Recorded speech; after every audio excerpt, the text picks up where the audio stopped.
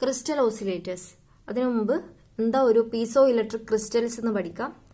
A quartz crystal exhibit A very important property known as piezo electric effect. That is when an AC voltage is applied, it vibrates at a frequency of applied voltage, or if we mechanically force it to vibrate, it generates an AC voltage. Example, Rochelle salt, tourmaline and quartz crystal. ഇതിൽ ഈ piezo electric crystal എന്ന് വെച്ചാൽ ഈ quartz crystal അതേപോലെ റോഷലെ salt ടർമാലിൻ ഇതിനൊക്കെ ഒരു പ്രത്യേക കഴിവുണ്ടെന്ന് വെച്ചാൽ നമ്മളൊരു AC വോൾട്ടേജ് അപ്ലൈ ചെയ്ത് കഴിഞ്ഞാൽ അത് നമ്മൾ അപ്ലൈ ചെയ്ത സപ്ലൈ ഫ്രീക്വൻസിയുടെ അതേ ഫ്രീക്വൻസിയിൽ വൈബ്രേറ്റ് ചെയ്യാൻ തുടങ്ങും. അല്ലെങ്കിൽ നമ്മളൊരു മെക്കാനിക്കൽ ഫോഴ്സ് കൊടുത്തു കഴിഞ്ഞാൽ ഇത് വൈബ്രേറ്റ് ചെയ്യാൻ വേണ്ടി തുടങ്ങും. അതിനനുസരിച്ച് ആ വൈബ്രേഷൻ വഴി എന്ത് ചെയ്യും, ഇതൊരു AC വോൾട്ടേജ് ജനറേറ്റ് ചെയ്യും. ഇതിനുള്ള എക്സാമ്പിൾസ് ആണ് ഈ Rochelle salt, tourmaline, quartz crystal etcetera. Rochelle salt exhibit a greatest piezoelectric activity, but they are mechanically weakest, so they break easily. Quartz is a compromise between piezoelectric activity of Rochelle salt and strength of the tourmaline. ഇതിൽ ഈ Rochelle salt എന്ന് പറയുന്നതിന് piezo electric effect കൂടുതലാണ്, പക്ഷെ അതിന്റെ mechanical strength എന്ന് പറയുന്നത് വീക്കാണ്. ഇതിൽ ക്വാർട്സ് എന്ന് പറയുന്നത് എന്താ ഒരു മോഡറേറ്റ് പീസോ ഇലക്ട്രിക് ആക്ടിവിറ്റി എന്ന് പറയുന്നത് ഇൻ ബിറ്റ്വീൻ റോഷലെ സാൾട്ടും അതേപോലെ ടെർമാലിന്റെ സ്ട്രെങ്ത്തിനും ബിറ്റ്വീൻ ആയിട്ടാണ്. അപ്പൊ ഈ ക്വാർട്സ് ആണ് കൂടുതലായിട്ടും യൂസ് ചെയ്യുക.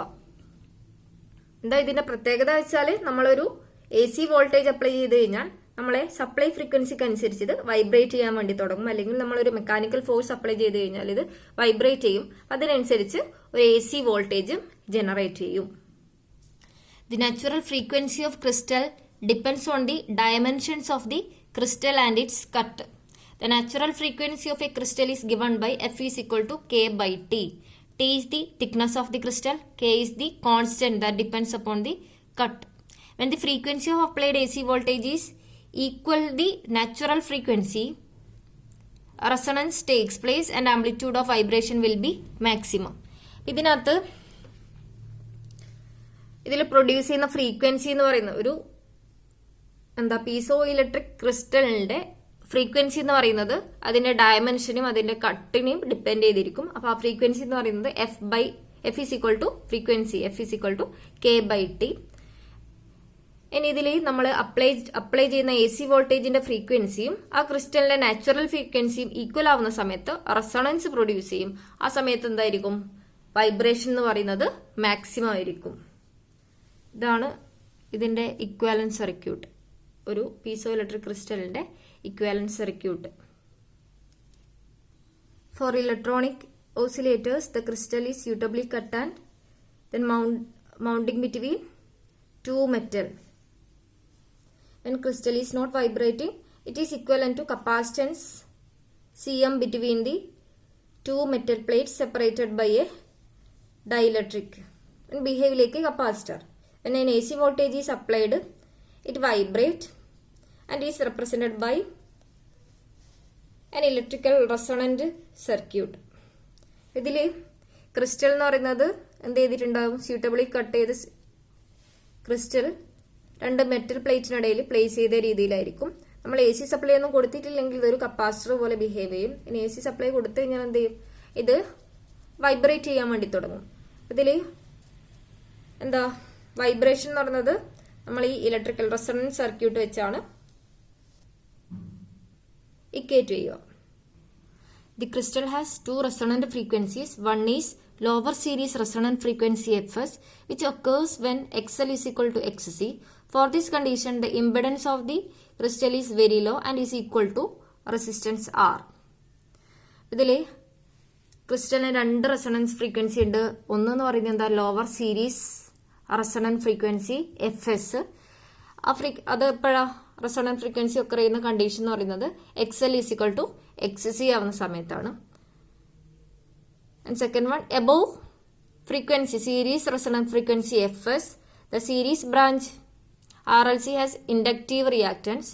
At frequency FB slightly higher than FS, the series branch has parallel resonance with capacitance CM. ഇതിൽ ഈ സീരീസ് ഫ്രീക്വൻസി റെസൊണൻറ്റ് ഫ്രീക്വൻസിയിലും കൂടുതലാവുന്ന സമയത്ത് ഇതിന് എന്തായിരിക്കും പാരലൽ റെസൊണൻറ്റ് ഫ്രീക്വൻസി. ഇപ്പോൾ ഇതിൽ രണ്ട് ഫ്രീക്വൻസി എന്ന് പറയുന്നത് ഒന്ന് എന്താ lower series resonant frequency FS, second one parallel resonant frequency with capacitance CM. This frequency FB is called parallel resonant frequency. Above this frequency crystal offers capacitive reactance. ഈ FBയിലും കൂടുന്ന സമയത്ത് ഫ്രീക്വൻസി FPയിലും കൂടുതലാവുന്ന സമയത്ത് ക്രിസ്റ്റല് കപ്പാസിറ്റീവ് റിയാക്ടൻസ് ആയിരിക്കും offer ചെയ്യുക. ഇനി ഇതിൽ series resonant ഫ്രീക്വൻസിയുടെ സമയത്ത് എന്താ റെസിസ്റ്റീവ് ഇമ്പിഡൻസ് ആണ് ഉണ്ടാവുക. The crystal as a whole behave as an inductor only when between FS and FP. അതായത് നമ്മൾ പറഞ്ഞു എന്താ ഈ സീരീസ് റെസൊണൻറ്റ് ഫ്രീക്വൻസിയുടെ സമയത്ത് ലോവർ റെസൊണൻറ്റ് ഫ്രീക്വൻസി FSന്റെ സമയത്ത് അത് ഇക്വലന്റ് ടു റെസിസ്റ്റൻസ് അല്ലേ. ഇനി FBയിലും കൂടുന്ന സമയത്ത് എന്താ ഇത് പാരലൽ കപ്പാസിറ്റീവ് റെസിസ്റ്റൻസ് ആണ്. കപ്പാസിറ്റീവ് റിയാക്ടൻസ് ആണ് ആ സമയത്ത് ഉണ്ടാവുക. ഇനി crystal as a whole inductive reactance എപ്പോഴാണ് ഉണ്ടാവുക frequency in between series resonant frequency and parallel resonance.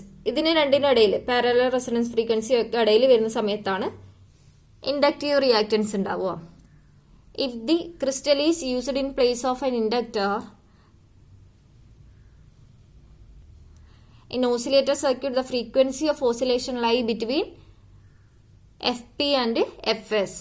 ആ ഒരു കണ്ടീഷനിൽ ക്രിസ്റ്റൽ ഓസിലേറ്ററിന്റെ സ്റ്റെബിലിറ്റി എന്ന് പറയുന്നത് വെരി ഹൈ ആയിരിക്കും. അതായത് ഫ്രീക്വൻസി റേഞ്ച് ഈ സീരീസ് റെസൊണന്റ് ഫ്രീക്വൻസിക്കും അതേപോലെ പാരലൽ റെസൊണന്റ് ഫ്രീക്വൻസിക്കും ഇടയിൽ വരുന്ന സമയത്ത് ഇൻഡക്റ്റീവ് റിയാക്ടൻസ് ആയിരിക്കും അവിടെ ഉണ്ടാവുക. ആ സമയത്ത് ക്രിസ്റ്റലിന്റെ സ്റ്റെബിലിറ്റി എന്ന് പറയുന്നത് ക്രിസ്റ്റൽ ഓസിലേറ്ററിന്റെ സ്റ്റെബിലിറ്റി എന്ന് പറയുന്നത് വെരി ഹൈ ആയിരിക്കും. അപ്പോൾ frequency series resonant frequency FS is equal to 1/2 pi root LC. Parallel resonant frequency FP is equal to 1/2 pi root LCT. ഇതിൽ നമ്മൾ എന്തും കൂടെ കൺസിഡർ ചെയ്യുന്നുണ്ട് പാരലൽ കപ്പാസിറ്റൻസ് CM കൂടി കൺസിഡർ ചെയ്യണം. അപ്പോൾ CT is equal to CM/C plus CM. ഇതാണ് frequency versus impedance graph വരച്ചു കഴിഞ്ഞാൽ ഈ സീരീസ് റെസൊണൻസ് ഫ്രീക്വൻസിയുടെ സമയത്ത് ഇതെന്തായിരിക്കും റെസിസ്റ്റീവ് ആയിരിക്കും.